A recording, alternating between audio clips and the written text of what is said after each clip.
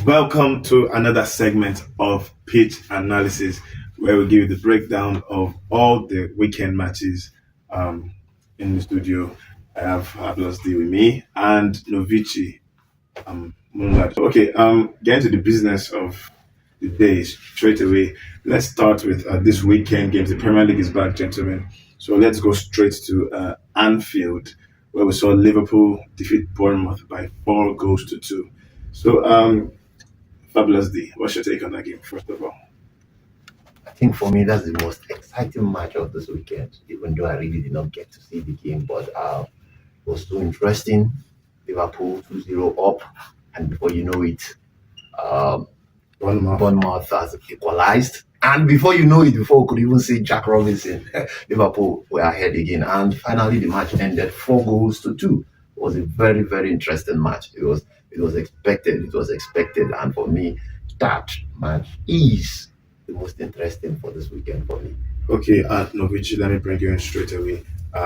Liverpool have started their title defense with a 4-2 victory over Bournemouth.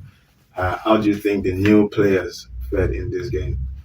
The likes of Florian Wirtz, Hugo Ketike, Kekesh, and Frimpong, although all of them were substituted at some point in the game. So there's so much talking points about the substitution as well. When Kekesh and Frimpong came off, it gave Bournemouth more room and they equalized. Let's go to those quickly. So, how do you think those new signings fared in the game? Thank you for the opportunity to speak. So I'll start from the defense up front.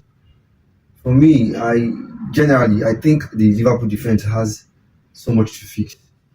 Looking from the end of the last season up until now, there's been so much shakiness and hoping for Frimpong and Kekes to correct that error. I don't even see them correct because in as much as they didn't concede the goal before they left the pitch, but watching them play, Kekes made so much errors on his end and Frimpong was struggling to make the ball stay with him. And that's for the two defense. For Florian Wirtz, I'm sorry, Florian didn't deliver As a expected. value of 50 million, if you to ask me. I mean, it's only fair to say it's their first game in No, the no, no, no, Premier no. League. I won't take that. I won't take that at all. You expect them to adapt immediately to Not, the Premier it's not League. a damn thing now. I'm talking particularly on Florian Wirtz. Okay. The money, the price tag was too much, and we cannot be wrong for expecting an A game for his first match. That money is too much. There cannot be an excuse for the first match. He has to come correct, and there could be a room for he tried some point and he did not try at all. I cannot recognize a pass or remember a pass. No, Florian did. he gave a couple of cheeky passes, link up. He made so much errors now. Yeah, but we can't Failed downplay passes and the all of fact that. It's So if there's anybody for me to even give kudos to in the 4 players signed was Ekitike. Ekitike came correct.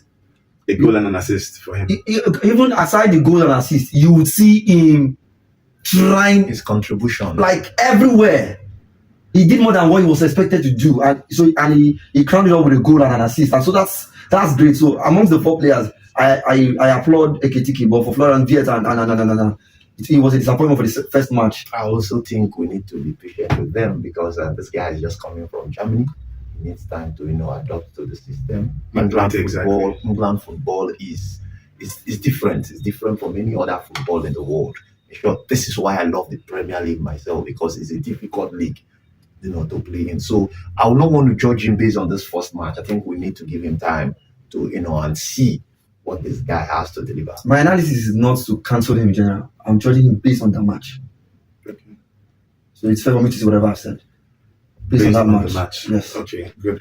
Talking about the defensive woes at the back for Liverpool, I think this just has to do with the new setup that Arne Slot is bringing into the team.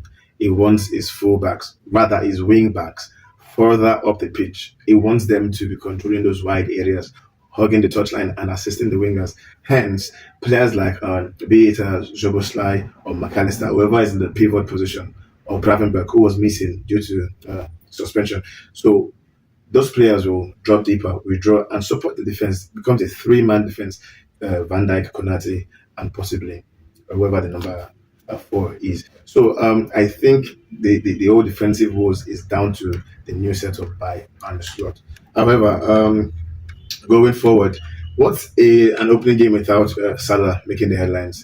It's his ninth season in the Premier League. He has scored on eight opening games in the Premier League. 8 opening games in the Premier League. So what's your take Are on you Salah? correct with that? Yes, he's only missed I thought it was 10. no 10 goals, but in 8 opening games in the Premier League. He has only failed to score in one opening game. So in the 2020-2021 season, he scored a brace. He scored a brace. Because I remember on the match, I heard the commentary on. Yes, the total goals on opening day is what the commentator It was said talking okay, it about. was 10. 10 goals. Okay. Opening day goals. 10 goals is the highest. Okay. But out of his 9 seasons, he has scored in 8 opening games. That's a good record too. So what's your take, Fabulous Day, coming back to you on that? Mo Salah. Well, Mo Salah is an exceptional player. I really don't know how to explain this guy. He has done it time and time again. This is the kind of player you will see he has proven beyond reasonable doubt that look, I am good anytime, any day. But some people still have doubts. Sorry to cut you short. They still have doubts that he's not to be recognized as one of the best players I've ever played in the Premier League. It's still a debate for some neutrals and for rival fans. Well, I really don't know what to say to to that fan because Mo Salah, anytime, any day, he likes to watch. This guy's his number speaks. You just said it now. 10 goals in 9 seasons. or 9 seasons, as in his first match. No. I don't think you can get a better player than Mo Salah right now. This guy has seen it all and he has done it all. I want to see Mo Salah is arguably one of the best players playing right now or that has even played in the Premier League. So where do you rank him in Premier League history before we head into other matches? It all depends on Top 3, top 5, just give us an answer. Okay, Like let's see. of Thierry Henry, Ryan Giggs, Alan Shearer, great names. We can call. Wow, it's difficult, but I will see top 2. He should be among the top 2 of all time. This guy has proven, shot beyond reasonable doubt, that he is an exceptional player. For me, this guy is too good. He's too good. I will not say first, but at least top 2 should be number 2. Okay, quickly, Novici, what's your take on Mo Salah? Salah has proven himself to be an exceptional player over time. 9 seasons, great stats, and all of that. And I respect him because even at this age, he still plays like he's just starting, and that's something to write home about. So that's what the few things I can say about Mo Salah. You can never say too much about Mo Salah, but he's exceptional. That's what I can say about him. Okay, exceptional. Let's get straight to the other games in the Premier League on Saturday. It was Wolves against Man City at the Molineux. Fabulous Day, you're a Man City fan. How are you feeling? We deliver. That's how I'm feeling. We deliver. I knew who is going to win that match. I knew without a shadow of doubt. I actually predicted that match, I think 3-0 or so. All right, so I'm not surprised, even though I know Wolves is like, they're always a hard nut to crack. Okay, they're always a hard nut to crack. But coming in, what a way to kick off the season. I'm so excited that we're able to beat them, not just 1, not 2, not 3, but 4 goals. And one of my star players, you know who I'm talking about, Erling Haaland, got 2 goals in that match. I'm so delighted because this guy is back. So you Premier League lovers, watch out for him. Watch out for him. You're saying Erling Haaland is back. It's only the first game of the season. And let's talk about other players before we get back to Erling Haaland. We saw Ryan Cherki make his debut and Tijani Reinders also make his debut, and they both got on the score sheet. And let me come to you, Novici. I don't know how much you know about these players, but how is it for a player to come to the best league in the world and get a goal on his debut? I applaud that, but just for the record, I didn't see the match because I was busy on that time of the day. But seeing the scoreline, it was something to applaud, and I didn't expect anything less. Though I predicted 4-1 for that match. 4-1. 4-1. You're close. So 4-0 scoreline.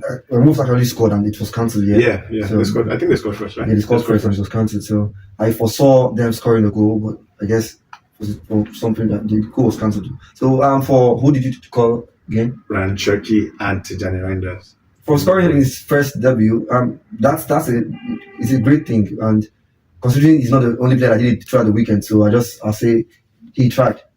It's expected of him to score his debut match. Wow. Okay. I would like also to say that this 4-0, I'm really not carried away. I think Pep Guardiola and the boys need to step up. All right, we've been used to good football, we've been used to scoring goals, we've been used to fantastic football, and I am believing and I'm hoping that this season will not be it's not going to be different. Okay, so I am expecting the boys to raise the bar because what I saw, yes, we actually won, but I think we need to improve in the way we play, in the way we pass the ball. We're not fluid, we're not that good. We've been used to this over the years. So I want to say kudos to the boys, but I think they need to work harder and improve in some areas. Okay, so that's a job for Pep Guardiola. Let's quickly stay on Haaland. Do you think this could be another breakout, or let me say breakout actually, another great season for him? Do you think he can challenge for the Golden Boot? This boy was born ready. He was born ready. This is what this guy lives for. Scoring the goals is his specialist. Look, this guy is ready to score at least 35 goals this season. I can bank on that. Take this to the bank, guys. You heard it first from me. Haaland is scoring 35 goals. Well, you heard it first from Fabulous the Novici. What do you think about that?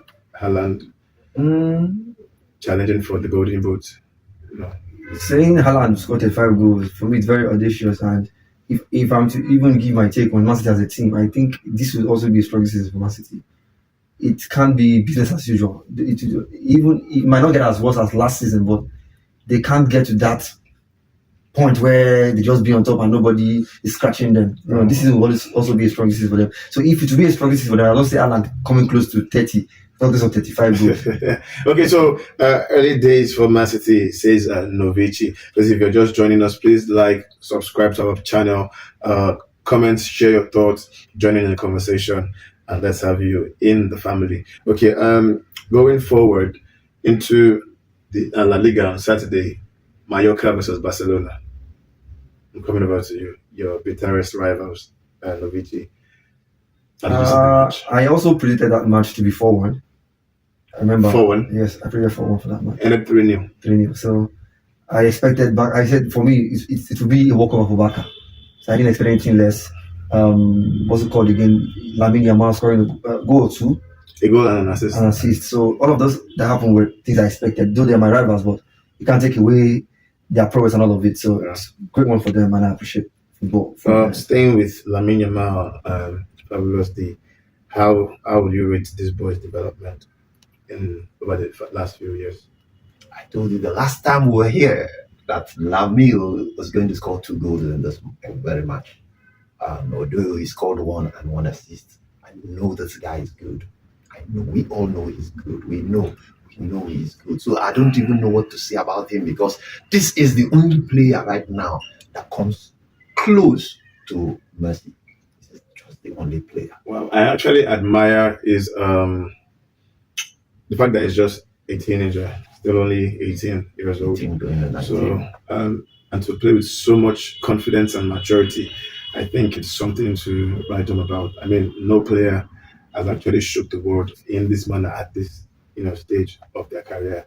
I think he has built so much trust with his coach to be starting in a club like Barcelona, a club with so much prestige and such magnitude. So it's a good one for him.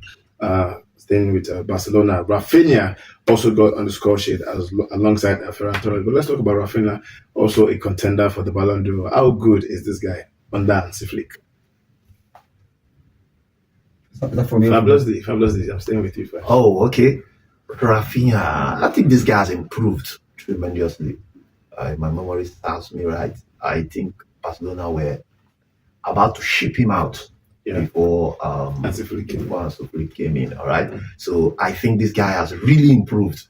For him to even get a mention, as in for his name to be mentioned among people to win the Ballon d'Or is something to cheer about.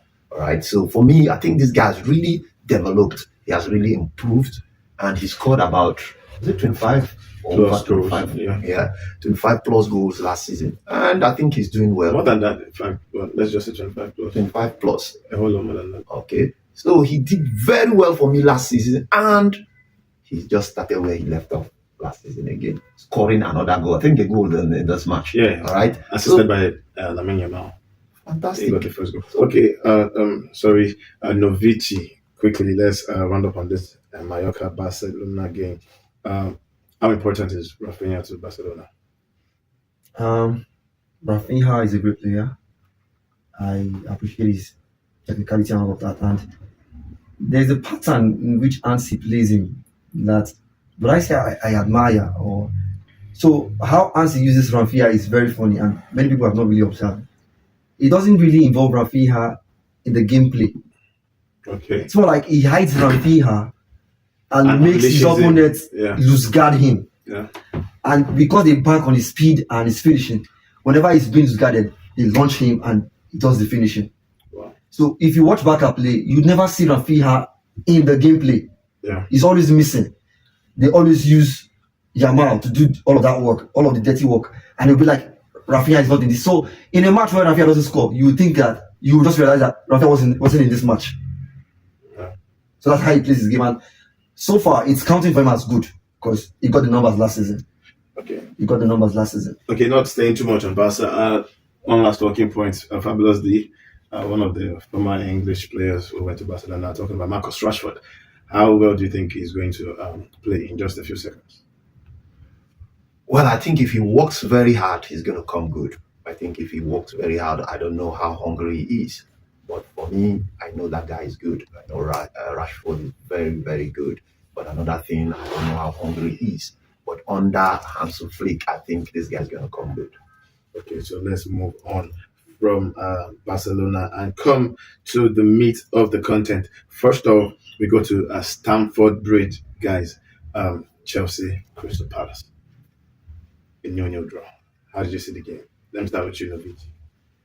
Yeah, I predicted a 2-2 draw in that match, if you can remember. Yes, you did. You did. A 2-2 draw. By Novich, So, a 2-2 draw. I got a draw, but not the scoreline wasn't correct. Yeah.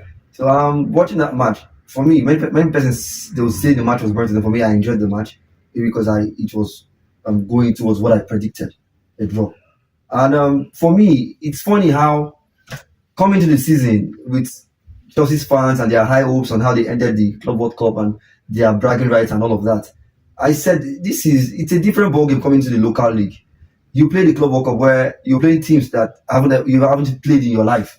And even compared to your standard on the global space, they are not close to you except your final. But then you did exceptional. But Crystal Palace they've given my words a bit of strength and what I expected.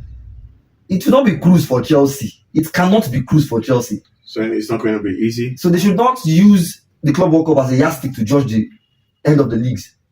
Because I knew Crystal was going to bring a match to them, and it happened. Yeah, They cancelled. What's it called? What's his name again? Palmer. Palmer was cancelled on that match. I thought you were talking about the goal. So No, I was talking about. I'm still on Chelsea. Their falling point. They cancelled Palmer on that match. They cancelled Pedro on that match. Who else did they cancel? So many players were cancelled. The only players I could give kudos to is Caicedo and who again? Caicedo mainly was the only player that was exceptional because I saw what he did. Even for his standing point, they would have messed Chelsea up today. So for Palmer was lost, Pedro was lost, and all of that. So Chelsea, nothing for Chelsea basically. In my prediction, I predicted them to end fourth, and now I'm even considering maybe they might not even get to that fourth. Watching that match. Oh, yeah, I think a bit too quick to judge these teams. Time will tell them. It's only the first game of the season. Fabulous did quickly. Sorry, Richie got on the score sheet before VAR cancelled that goal, and also coming off the back of a good season last year, winning the FA Cup, defeating Liverpool in the Community Shield. Crystal Palace came in with so much confidence, and to go to Chelsea at the Bridge and to get a point from that game. How do you rate Crystal Palace? Honestly, let me start from the whole match. I was disappointed. I was expecting the firework. I was expecting goals and more goals. All right. And personally, I thought Chelsea was going to win that match. All right. But I was so disappointed. In the first half, the first 45 minutes, Chelsea got just one shot on target. Yeah. And in the second 45 minutes, to make matters worse, they got two shots on target. That means in 90 straight whole minutes, Chelsea got 3 shots on target. For me, that's not acceptable. I can't not accept that. Chelsea were poor on this night. And guess what? Chelsea had all the possession. Not really all the possession, but most of the possession. Chelsea got most of the possession, but 71% they to did 29. not translate it. It was nothing to write home about. All right. So what's the possession without a goal? All right. For me, I was so disappointed. It's not as if Crystal Palace were fantastic in themselves too. They were not. They did not really play. Sure, the match was so boring. It was so Well, boring. I think But you need to give it to Crystal Palace because they were able to stop Chelsea from doing what they would love to do. All right. But I'm saying I was expecting a firework. I was expecting at least 3 goals from that match. At least. But unfortunately, none. okay, so I guess that's that on that. What do you make of Chelsea prediction? I think you said they're going to be fourth or third when you made a prediction. Fourth. So you still stand by your word? Yes, fourth. Moving forward to the final game of our analysis at Old Trafford, the theatre of dreams. It's Manchester United against Arsenal. Luigi, how did you see this game, brother? I predicted a 2-2 draw in that match with my hopes on Arsenal. Because if I could remember my analysis on that match, I made mention, if not for the new signings that Man U are bringing, it would have been a walkover for Arsenal. So I gave Man U an edge based on the signings they had, and I guess it worked for them. The signings actually worked for them, but in the long run, Arsenal went home with the 3 points, and as expected by majority. Okay, so what do you make of Fabulous D? What do you make of Brian Mbeumo and Matheus Cunha making their debut as Manchester United players? These are players who have played in the Premier League and they're so used to the league. And they actually played really well today. Looking at the statistics, I think Manchester United really controlled this game against Arsenal. They had the majority of possession, 61 to 39. Shots on target, Manchester United had 7, Arsenal had 3. Block shots, Man U had 8, Arsenal had 4. This sums up the whole game. So it's a case of maybe the scoreline doesn't justify the way the game went. But what's your take? And that is the most important part of the game. All right, the scoreline. So it doesn't really matter who has the possession, who played the corner, who did what. The most important is who scored the most goals. And Arsenal did. All right. So, and remember, this match was played at Old Trafford. Okay, so I actually expected Man U to come at least with a draw. I never saw this coming. And kudos to Arsenal. They did the job. They controlled the game. They knew when to stop attacking. They did the job. They got the job done. And that is what you need to do if you want to be champion. Well, there's so much controversy over the goal. I personally thought maybe the goalkeeper needed more protection from the referee. It was blocked and bullied by several Arsenal players. And this is something clubs have been complaining about Arsenal's set pieces. They've just developed this thing of disrupting the whole goal line, disrupting the goalkeeper's side. I feel like yes, the goalkeeper should have done better, but also maybe a little bit more protection from the referee. Or what do you think about the goal? An in-swinger coming in, and then you should be commanding your area. You should be doing better to catch the ball, hands up high. If you have to punch, like what he was trying to do, you go up with a very strong fist. If it's possible for you to take the player's head off with it, you do so. That is why you're the goalkeeper. The referee is not going to blow against you. But let me get your take on that goal. Well, for me, I really did not see that goal, but I think the goalkeeper, for me, is not to be blamed because you have defenders. What are their duties? Their duties is to shield the goalkeeper, and we're not there. They allowed the Arsenal player to shield. The guy wanted to punch the ball, but actually there was a player, I'm not sure what's his name again, but there was an Arsenal player right in front of the goalkeeper. So there was no way that guy would have punched the ball. He tried to, but you can see he just parried the ball towards what's his name? Calafiori. All right, towards Calafiori, who eventually had a free header into the net. So there was little or nothing he could do. I think the defenders were at fault. They should or would have not allowed that Arsenal player to, be at that position where he was. Okay, so rounding up the program, staying with Arsenal now, Mikel Arteta. Let's talk about him a little bit. What do you make of this season for him? What are his objectives? Let me start with you and Luigi. What do you think Mikel Arteta's objectives are as an Arsenal manager? What are the expectations from Arsenal fans for this season? And do you think this is his make or break season? So, in my prediction for the win of the league, I picked Arsenal because I have seen their consistency and all of it. And like this analogy of if you're consistent in trying to break a rock over time, it's the pressure will tell and it will. So I feel this season might be that season for Arsenal to crack that code, that nut. I have that feeling. It might be by fluke, it might be by hook, it might be by crook. I just feel this season is it for them. So what if it doesn't happen this season? Do you think Mikel Arteta gets the sack or maybe a mutual uh, termination agreement possibly? All of that is based on the board of Arsenal. But for me, I feel Arteta is doing something. He just needs a little time to get that. He's doing something. When you say time, he's been at the helm for about 6 years thereabout. Yeah, sometimes it takes as long as that to get results. Sometimes. Okay, so he's not playing in a weak league. Let me get your thoughts, Fabulous D. What do you think about Arteta? Arteta should deliver. That's what I think. The Arsenal fans, they are hungry. They are tired of excuses. Okay, I have a way of calling Arsenal next season FC. All right, they are always hopeful of next season. And next season is here. And before you know it, they are hopeful of next season. So Arteta, you need to deliver. Now is the time. You either win the Premier League or you are shipped out. There is no two ways about it. Now they give you enough money to spend. You bought Gokores, you bought everybody. You even want to buy Eberechieze. I don't know how true that is going to be because Tottenham, it looks set to snatch that player from them. So at the moment now, Arsenal is looking good. They have everything at their disposal. So Mikel Arteta, you need to deliver the trophy.